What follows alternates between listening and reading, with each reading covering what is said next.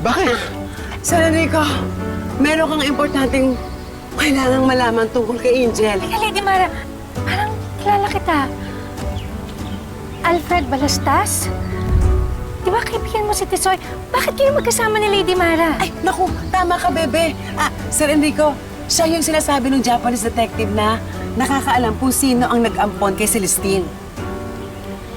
Totoo, kilala mo nagkampon sa anak ko? Kaninong pinampon?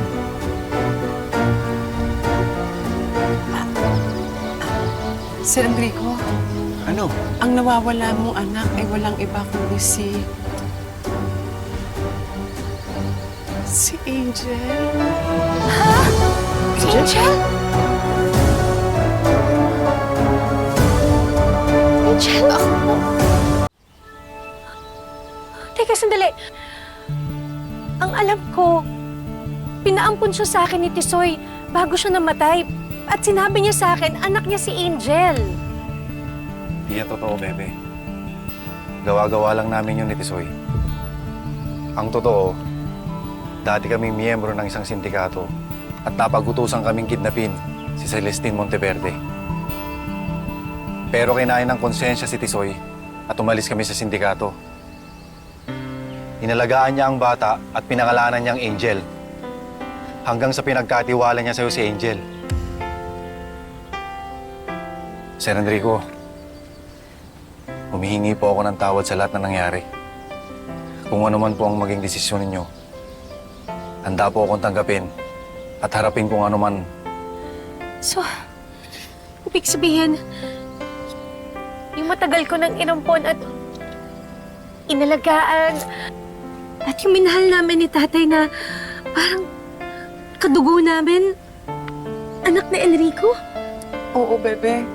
Si Angel at si Celestine ay isa lang. Siya yung nawawalang anak ni Sir Enrico. Diyos ko naman.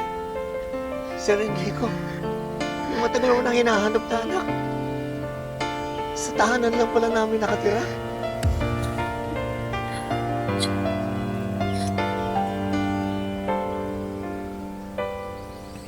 Ikaw yung nawawala ko, anak. Hindi po ako makapaniwala. Akala ko pa matagal nang patay yung tatay ko. Kaya po pala magkanong loob ko sa inyo eh. Ako din. Kahit wala pa akong naalala noon. Ang gaan-gaan na ng loob ko sa'yo.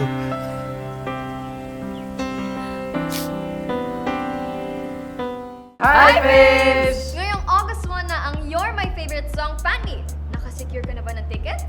Kung hindi pa, make sure to check GMA Public Affairs social media pages to know more.